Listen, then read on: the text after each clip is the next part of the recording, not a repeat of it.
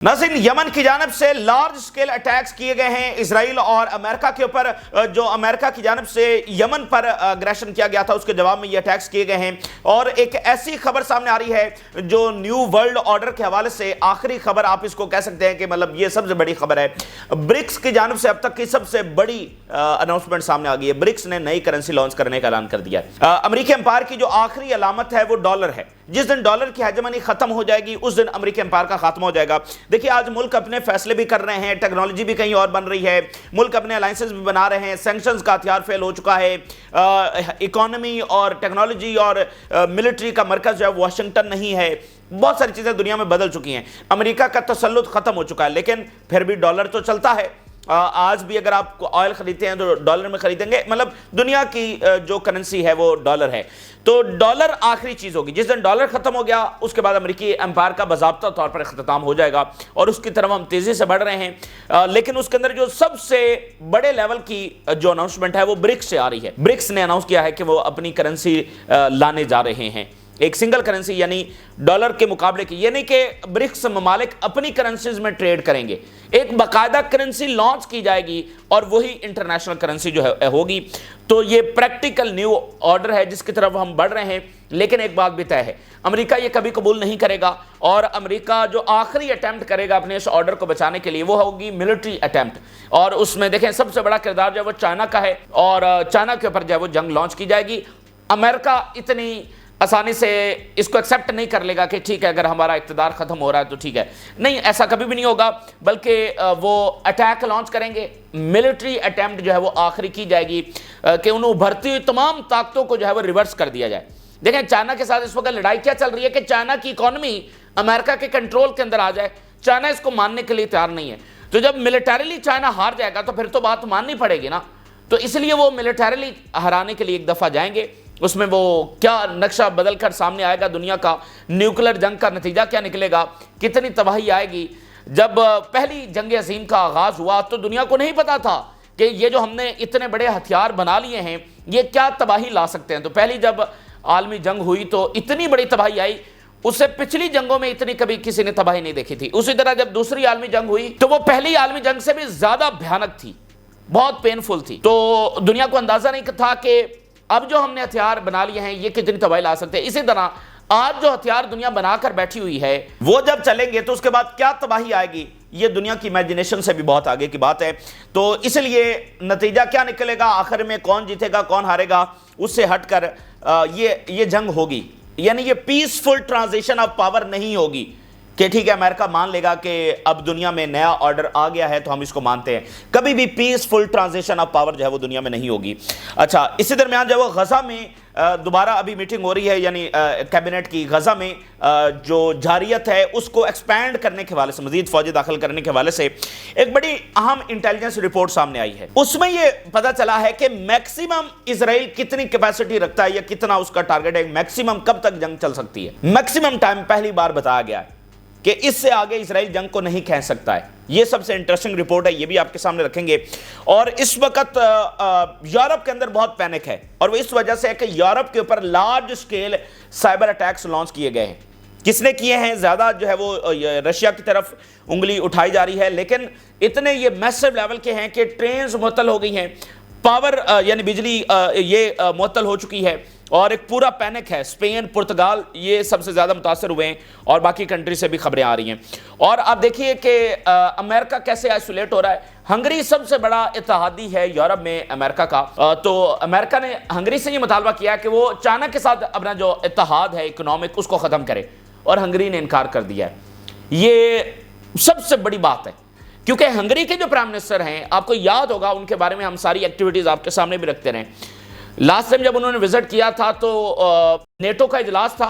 NATO के इजलास से पहले हंगरी के प्राइम मिनिस्टर मॉस्को गए थे, मॉस्को से बीजिंग गए थे, बीजिंग से वो नेटो के इजलास के अंदर शरीक हुए थे और वहां पर उन्होंने बाइडेन से मुलाकात नहीं की थी बल्कि ट्रंप से मिलने के लिए गए थे। उस वक्त इलेक्शन तो नहीं हुए थे ना। तो ये वाहिद ऐसे इंटरनेशनल लीडर थे नेटो के और यूरोप के जो बाइडेन से नहीं मिले थे। ये किससे जाकर मिले थे, ट्रंप से जाकर मिले थे। तो ये सबसे गहरे तरीन समझ ले के दोस्त हैं इस वक्त ट्रंप के, ये वाला मुल्क जो है।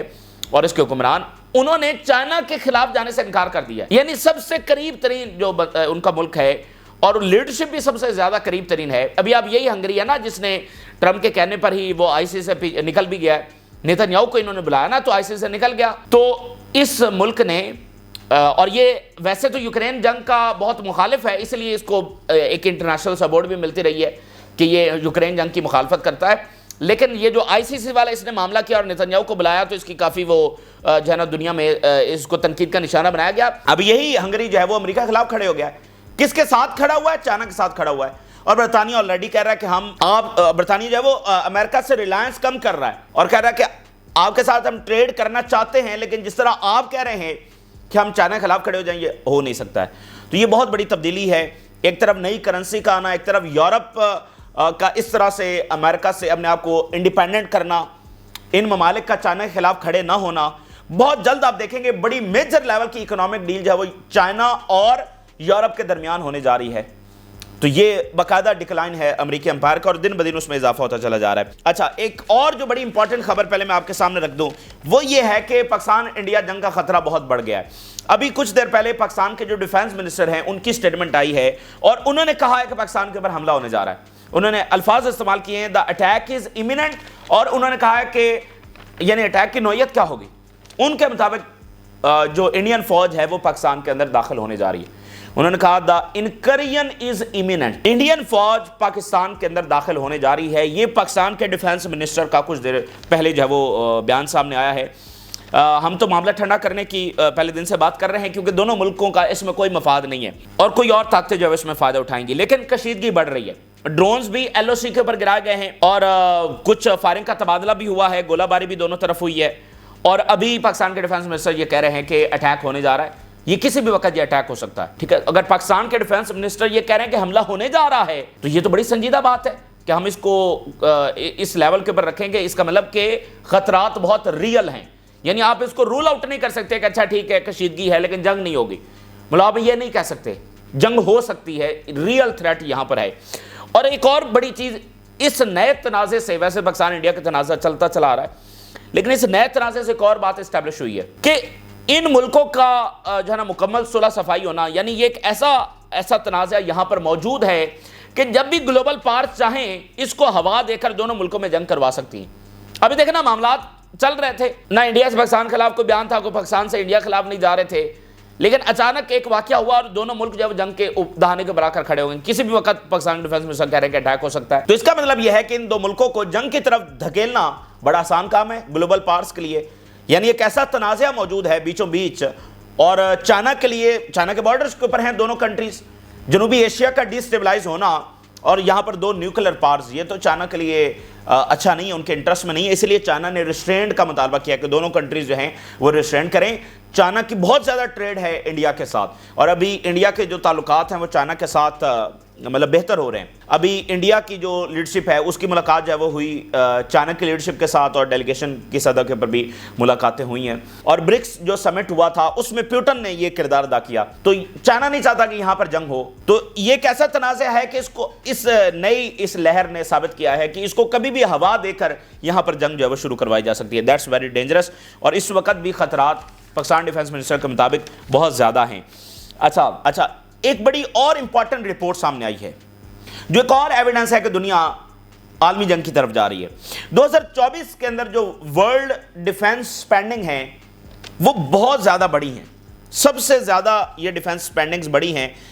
اس میں بتایا گیا ہے کہ global military spending in 2024 recorded the largest increase since the cold war reaching $2.7 trillion. مطلب پوری دنیا میں جو ڈیفنس سپینڈنگ ہے یعنی اسلحہ خریدنا ہے وہ اس کا ٹوٹل کتنا ہو چکا ہے؟ $2.7 ٹریلین کا دنیا نے اسلحہ خریدا ہے یا خود پروڈیوس کیا ہے۔ About 100 countries increase their defense budgets with Europe including Russia spending the most at approximately $693 billion۔ 2024 میں رشیا نے اپنے ڈیفنس کے اوپر کتنا خرچہ کیا ہے؟ $693 بلین۔ تو مجھے بتائیے یہ دنیا اتنا اسلحہ کیوں پروڈیوس کر رہی ہے، کیوں خرید رہی ہے، کرنا کیا ہے؟ $2.7 ٹریلین، اور رشیا جو ہے وہ $693 बिलियन डॉलर जो है वो उसका असला। अच्छा, अब आप देखें ना, एक तो प्यूटन का वो बयान जिसमें उन्होंने कहा कि इन द कमिंग ईयर्स एक ना एक दिन हमारी नेटो से डायरेक्ट जंग होने जा रही है। ये प्यूटन के अल्फाज हैं, हम पहले भी आपके सामने रख चुके हैं। चाइना के हवाले से ये असेसमेंट है कि 2027 तक या उससे पहले भी, लेकिन मैक्सिमम 2027 तक चाइना ताइवान के ऊपर हमला कर देगा। तो देखिए ये वो चीजें हैं। आप एक चीज नोट करें, क्या दुनिया अपने तनाज़ात को खत्म करने की तरफ बढ़ रही है या ऐसी दुश्मनियां पैदा हो रही हैं कि जो खत्म नहीं हो सकती? मिसाल के तौर पर आप देखिए जो जेनोसाइड हुई है, इसके बाद यहां पर कोई अमन की हम गुंजाइश देख सकते हैं? या जो एक फ्रेमवर्क था मिडिल ईस्ट के लिए कि जनाब अरब इजराइल नॉर्मलाइजेशन होगी, ये वो तो खत्म हो गया ना, वो ऑर्डर गिर चुका है, बाकायदा गिर चुका है वो ऑर्डर। तो यूक्रेन का मामला, कभी यूरोप और रशिया की सुलह होने वाली नहीं है, ये सुलह हो ही नहीं सकती है। आरसी जंग रुक सकती है लेकिन ये सुलह नहीं हो सकती, दोबारा जंग यहां से छिड़ जाएगी। साउथ कोरिया नॉर्थ कोरिया का मसला मौजूद है, ताइवान का इशू वहां पर मौजूद है, लैटिन अमेरिका के बहुत सारे तनाज़ात हैं, वो बढ़ रहे हैं, आगे से आगे बढ़ रहे हैं। तो इससे हम क्या नोट कर रहे हैं कि दुनिया जंग की तरफ बाकायदा जा रही है। आप बरआज़म अफ्रीका में उठाकर देखें, यानी जो एफर्ट्स है वो ये नहीं हो रही कि दुनिया जो है वो स्टेबिलिटी की तरफ या पीस की तरफ या रिकंसिलिएशन की तरफ जा रही है कि अच्छा ठीक है मामलात को खत्म, नहीं, मामलात नए पैदा हो रहे हैं। अब गजा की जेनोसाइड के बाद यहां पर बचा क्या है मुझे बताइए? तो इसलिए फिर दुनिया का इतना बड़ा असलहा खरीदना, कुछ सोचकर ही ये असलहा प्रोड्यूस किया जा रहा है ना और खरीदा जा रहा है, कुछ सोचकर ही ये सारा कुछ किया जा रहा है। तो ये रियल थ्रेट है कि दुनिया वर्ल्ड वॉर की तरफ बढ़ रही है। इसमें जैसा कि मिसाल के तौर पर ईरान पर हमला है, ये इस तरह के फ्लैश पॉइंट्स होंगे, या पाकिस्तान इंडिया की जंग है, ठीक है, या यूक्रेन में बरहरास उनका तसादुम है, ये एक ऐसी चीजें होंगी, ऐसा फ्लैश पॉइंट है कि जो इमीडिएटली जो है वर्ल्ड वॉर की तरफ ले जाएगा, क्योंकि बेस मौजूद है। यूक्रेन की जंग कई साल से चल रही है, गजा की जंग को कितना टाइम हो चुका है, अफ्रीका में ऑलरेडी जंगें जारी हैं, Pakistan India south Korea north Korea जैसे तनाज़ात यहां पर मौजूद हैं। तो ये इमीडिएट कन्वर्ट हो जाएगा ये मामला वर्ल्ड वॉर के अंदर। तो ये खतरनाक बात है। दूसरी बात यह कि ब्रिक्स ने जो अनाउंसमेंट की है वो गैर मामूली है। ब्रिक्स में revisit single currency when conditions allow, और ये बात कौन कर रहा है? मीडिया बात नहीं कर रहा, एनालिसिस हम आपके सामने नहीं रख रहे हैं। सर्जेई लेवरोव रशिया के फॉरेन मिनिस्टर ये बात कर रहे हैं, इसलिए इसमें कोई झोल हो नहीं सकता है। ब्रिक्स अपनी करेंसी लेकर आने वाली है। Developing a payment and settlement system to handle cross border transaction among member states. सबसे पहले इसको जो है वो ब्रिक्स के मेंबर्स के अंदर इसको जो है वो लागू किया जाएगा और इसकी बाकायदा तैयारी की जा रही है। आने वाले दिनों के अंदर, हफ्तों के अंदर, महीनों के अंदर ये बाकायदा ब्रिक्स अपनी करेंसी लॉन्च कर देगा और फिर इसी में खरीदा जाएगा ऑयल, इसी के अंदर ट्रेड होगी। तो ये तो इख्तिताम है ना, मतलब इसके बाद अमेरिकी एम्पायर के पास बचा क्या है कि जब करेंसी ही आ गई तो फिर सब खत्म हो गया। अच्छा, अगली बात यह है, अब ये खबर इतनी बड़ी है कि हम इसके ऊपर घंटों बात कर सकते हैं और पूरी वीडियो बना सकते हैं, लेकिन मुख्तसरन आपके सामने रख दिया है कि प्रोफाउंड लेवल की तब्दीली। आखिरी चीज डॉलर है और ब्रिक्स कह रहा है कि हम अपनी करेंसी लेकर आ रहे हैं। तो अमेरिका की ये हालत क्यों हुई है? अमेरिका की हालत सिर्फ इस वजह से हुई है कि वो नेतन्याहू की जंगों के अंदर इराक, शाम, लिबिया, इन सब के अंदर इंगेज हुआ है और अब भी इंगेज है। और जितना वो इसमें इंगेज रहेगा, वो इधर यमन के ऊपर बमबारी कर रहा है, गजा पर बमबारी कर रहा है। अच्छा जी, अमेरिका पता नहीं क्या यहाँ पर कारनामा सर अंजाम दे रहा है। दुनिया उतनी तेजी के साथ आगे मूव ऑन कर रही है कि इन लोगों के साथ हमने क्या चलना है, इन लोगों के साथ हमने क्या बैठना है। जो हूतीज के ऊपर, सिविलियंस के ऊपर जब बम मारी जा रहे हैं और गजा के बच्चों के ऊपर बम मारी जा रहे हैं, तो इन लोगों के साथ दुनिया अब नहीं चल सकती है, ये सीधी सी बात है। और यमन ने फिर अटैक कर दिया है, जो अफ्रीकन माइग्रेंट के सेंटर के ऊपर अटैक हुआ, बहुत ज़्यादा उसमें कैजुअलिटीज़ हुई और उसके बाद यमन ने अटैक किया। तल अवीव को निशाना बनाया है, अमेरिकी एयरक्राफ्ट कैरियर को निशाना बनाया है, वॉरशिप्स को निशाना बनाया है, एश्कलोन को जो है वो निशाना बनाया है। और एश्कलोन कम as a part of supporting Palestinian people, aircraft carrier Harry Trueman and it's warships in the red सी, और नेवल और मिसाइल और drone air forces engage with aircraft carrier Harry Trueman, और उसमें ड्रोन्स भी इस्तेमाल हुए हैं, बैलिस्टिक मिसाइल्स भी इस्तेमाल हुए हैं। और फिर आप देखिए यूएस ट्रेजरी डिपार्टमेंट ने हूतीज के ऊपर मजीद सैंक्शंस लगा दिए। सैंक्शन से मुराद यह है कि हूतीज आपसे संभाले नहीं जा रहे हैं, अब उनके ऊपर सैंक्शन लगा रहे हैं। और भाई सैंक्शन तो पिछली चीज होती है ना, आप तो बकायदा बम मार रहे हैं, बम मार के भी हूतीज आपसे संभाले नहीं जा रहे हैं, सैंक्शन का क्या करना है भाई? सैंक्शन क्या, वहां पर फैक्ट्रीज लगी हुई हैं, जो ट्रेड जनाब हो रही है यहाँ पर यूरोप में और अमेरिका में आ रही है, तो आप उनकी ट्रेड रोक रहे हैं। ओ भाई, बम मारे जा रहे हैं, इसके अगली कोई चीज होती है और वो करे तो सैंक्शन दरअसल इनकी शिकस्त की अलामत है और कोई बात नहीं है। इसके साथ वेरी इंपॉर्टेंट बात यह है कि ईरान की टॉक्स में मजीद अब कोशिश जारी है, नेतन्याहू के हमले की धमकी के बावजूद कि ये मुआहदा आगे बढ़े। کیونکہ اسی میں غزہ کا سیز فائر شامل ہے، اسی میں یمن کے ساتھ یہ معاملہ یہ بھی جو ہے وہ ڈی ایسکلیٹ ہو جائے گا، کیونکہ امریکہ ٹریپ ہے، امریکہ کو کوئی فیس سیونگ چاہیے، امریکہ یہ جنگ نہیں لڑ سکتا ہے، ٹھیک ہے نا، یہ اس کی ایروگنس ہے، وہ آگے سے آگے چلتا چلا جائے گا، اس کو کچھ حاصل ہونے والا نہیں ہے۔ تو یہ معاملات ختم ہو جائیں گے اگر ایران امریکہ کا جو ہے وہ معاہدہ یہاں پر طے پا جاتا ہے۔ ایک بڑی امپورٹنٹ بات سامنے آئی ہے، اور یہ بات جو ہے وہ ایران کی طرف سے ہوئی ہے، جس میں وہ کہہ رہے ہیں کہ possibility of America's participation in building a nuclear reactor in Iran. اب آپ مجھے بتائیے کہ امریکہ جو ہے وہ ایران کے اندر نیوکلیر ریئیکٹر لگا سکتا ہے؟ اس سے پہلے رشیا کی جانب سے خبر آئی ہسٹورک کہ ایران کے اندر ماسکو نیوکلیر ریئیکٹر لگا رہا ہے، وہ تو بہت چھوٹی سی بات ہو گئی ہے، جو خبر اب آ رہی ہے کہ امریکہ ایران کے اندر نیوکلیر ریئیکٹر لگا سکتا ہے، اکنامک کوآپریشن بڑھ سکتا ہے۔ بھائی اس کے بعد تو اسرائیل کے پاس مجھے بتائیے بچا کیا ہے؟ دیکھیں ساری جنگ کس کے خلاف جاری ہے؟ کیا سعودی عربیہ کے خلاف جاری ہے؟ کیا جارڈن اور ایجپٹ کے خلاف جاری ہے؟ کیا یو ای اور قطر اور عمان اور کویت اور بحرین، کیا ان کے خلاف جنگ جاری ہے؟ مڈل ایسٹ میں کس کے خلاف جنگ ہو رہی ہے؟ ترکی کے خلاف ہو رہی ہے۔ او بھائی جنگ ایران کے خلاف ہو رہی ہے۔ دیکھیے عرب پلس اسرائیل پلس امریکہ پلس یورپ، یہ الائنس ہے جو لڑ رہا تھا ایران کے ساتھ، اب اس میں یورپ کے معاملے وہ چیزیں ہٹتی چلی جا رہی ہیں، یعنی ریجن بھی، لیکن یہ الائنس ہے جو بنیادی طور پر ایران سے لڑ رہا تھا پچھلے کئی سالوں سے۔ آج امریکہ اسی ایران میں اسی گورنمنٹ کو ریکگنائز کرتے ہوئے وہاں پر نیوکلیر ریئیکٹر لگا رہا ہے، اور مقصد یہ تھا کہ ایران کے نیوکلیر پروگرام کو تباہ کرنا ہے، اور آج کہاں پر معاملہ ہے؟ امریکہ نیوکلیر ریئیکٹر جا کر لگا رہا ہے۔ اس کے بعد اسرائیل کے پاس بچا کیا مجھے بتائیے؟ دیکھیں وہ ساری جنگ اس بات کے اوپر لڑ رہے ہیں کہ ایک دشمن ہے ہمارے سامنے، اور آپ سب کی ہمیں ضرورت ہے، وہی بیانیہ کہ یہ ایک ویلن ہے، اسے ہم نے لڑنا ہے۔ اور بھائی جب امریکہ نیوکلیر ریئیکٹر لگا رہا ہے تو ویلن والا معاملہ تو ختم ہو گیا نا، اور سینکشنز بھی ختم ہو گئی، تو پھر اسرائیل نے لڑنا کس سے ہے؟ اور اسرائیل کی حیثیت پیچھے کیا بچی ہے؟ اور اسرائیل کی ہیجمنی تو ختم ہو گئی نا، بات ختم ہو گئی۔ دیکھیے اس جنگ کے اختتام کے اوپر اگر اسرائیل کی ہیجمنی ریسٹور نہیں ہوئی مڈل ایسٹ میں، تو یہ اسرائیل کا مکمل خاتمہ ہوگا، میں آپ کو بتا رہا ہوں، یہ اسرائیلی اسٹیٹ کا خاتمہ ہوگا۔ ان کے کچھ مذہب کے لوگ رہیں گے، وہ ایک الگ بات ہے، ٹھیک ہے، آپ فوری تو سب کو نہیں نکال سکتے نا، تو وہ مسئلہ بھی نہیں، وہ کبھی بھی مسئلہ نہیں تھا، وہ کبھی بھی مسئلہ نہیں تھا۔ آپ دیکھیے جو دوسرے خلیفہ ہیں انہوں نے تو باقاعدہ جو ہے وہ ان کو اجازت دی ہے کہ آپ ٹھیک ہے آپ یہاں پر آئیں، ٹھیک ہے نا، ان کی جو یہاں پر داخلہ ہے وہ تو یہ رومن امپائر نے بند کیا ہوا تھا، کرسچنز نے بند کیا ہوا تھا، یہ تو ہمارے دوسرے خلیفہ نے جا کر جو ہے وہ ان کے لیے راستے کھولے، کتنا بڑا انہوں نے ان کے اوپر احسان کیا، ٹھیک ہے، اور یہ ان چیزوں کو بھول گئے ہیں۔ تو ان کے آنے کا یہاں پر کوئی مسئلہ نہیں تھا، مسئلہ یہ تھا کہ عربوں کو غلام بنانا، فلسطینیوں کے ساتھ یہ ظلم کرنا، یہ مسئلہ تھا۔ تو یہ بدماشی نہیں چلنے والی ہے، بنیادی بات یہ ہے، اسرائیل نام کی کوئی سٹیٹ نہیں بچنے والی ہے، ایک ہی سٹیٹ بن جائے گی، اور اس میں یہ جو زائنزم اور یہ ظلم اور تشدد اس کا خاتمہ ہوگا۔ یہ اسرائیل نہیں چلنے والا ہے، میں آپ کو بتا دوں، یہ پروجیکٹ فیل ہو چکا ہے۔ دیکھیے یورپ نہیں بوجھ اٹھا پا رہا ہے اسرائیل کا، صرف امریکہ کھڑا ہے کہ ہم بوجھ اٹھا رہے ہیں، لیکن اس میں بھی آگے ایک پردہ ہے، اس پردے کو ہٹائیں تو پیچھے امریکہ بھی اس پوزیشن میں آ رہا ہے کہ وہ اسرائیل کا مزید بوجھ نہیں اٹھا سکتا ہے۔ یار آپ اندازہ تو کریں، برکس کہہ رہا ہے کہ ہم نئی کرنسی لے کر آ رہے ہیں، اور امریکہ کیا کر رہا ہے؟ حماس سے لڑ رہا ہے، ہوتی سے لڑ رہا ہے، اور چائنا دن بدن کوئی نئی چیز لانچ کر رہا ہے، لیکن امریکہ کہہ رہا ہے نہیں، ہم نے تو حماس اور ہوتی سے لڑنا ہے۔ آپ ذرا اندازہ کر سے جو ہی یہ پردہ ہٹے گا اس کے پیچھے آپ دیکھیں گے کہ کچھ بھی بچا نہیں ہے۔ امریکہ دنیا کا سب سے مقروض ترین ملک اس جنگ کو مزید نہیں افورڈ کر سکتا ہے، کمزور پڑتا چلا جا رہا ہے، مزید اس کا بوجھ جو ہے وہ نہیں اٹھا سکتا ہے۔ اس سارے ظلم کے بعد جو ہے وہ اسرائیل نامی کوئی اسٹیٹ بچنے والی نہیں ہے، یہ چیزیں ہمیں بتا رہی ہیں۔ اور غزہ میں ایکسپینشن کی یہ ایک بار پھر کوشش کر رہے ہیں مزید فوج بھیجی جائے، اور فوج کی شارٹیج ہے۔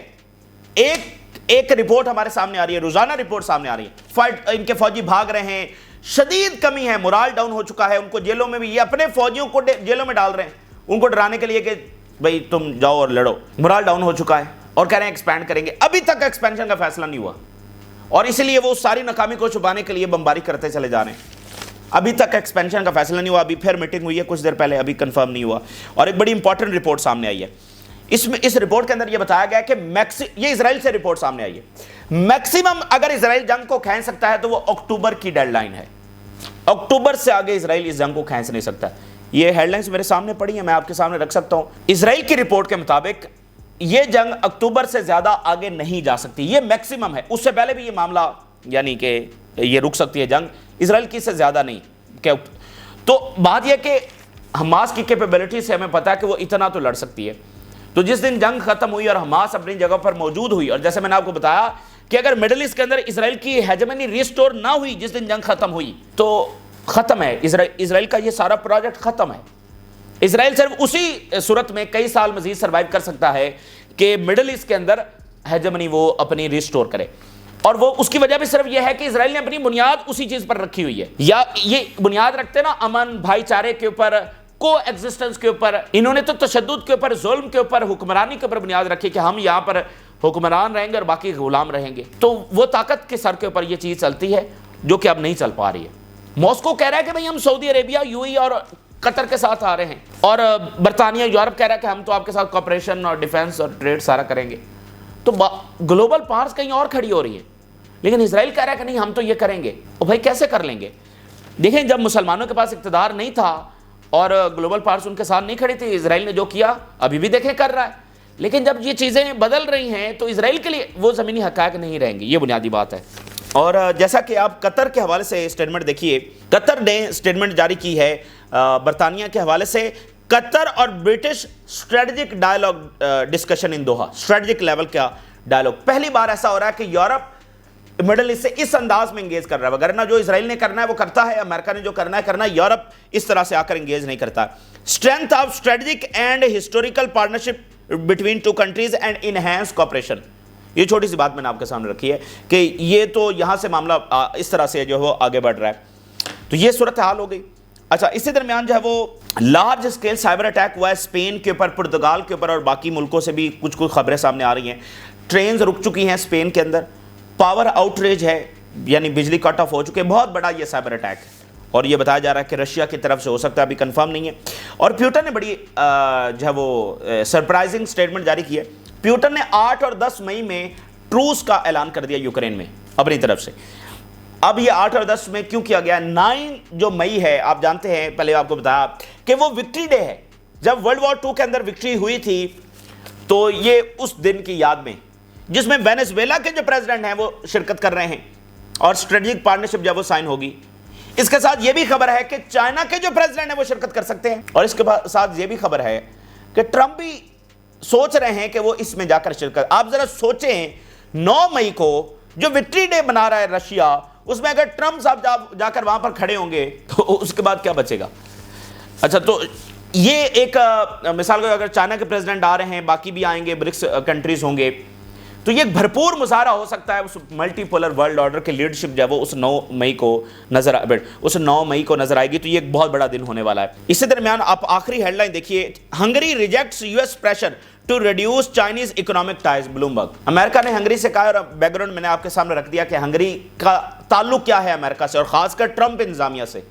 انہوں نے کہا کہ چائنا کے ساتھ اپنے اکنامک ٹائز ختم کریں, اور ہنگری نے انکار کر دیا. دیکھیے بات یہ ہے کہ ملکوں کا سروائیول اب چائنا کے بغیر نہیں ہے. ساری چیزیں تو وہاں سے بن کر سامنے آ رہی ہیں, ریئر ارتھ منرلز ان کے پاس ہے, ٹیکنالوجی وہاں سے بن کر آ رہی ہے. تو کون ہے جو اس وقت چائنا کے خلاف کھڑا ہوگا؟ بھائی امریکہ کے خلاف کھڑے ہو رہے ہیں یہ ممالک, خود یورپ کے. بھائی ان کو نہ کرنا, ان کے خلاف ہی کھڑا ہونا ہے نا.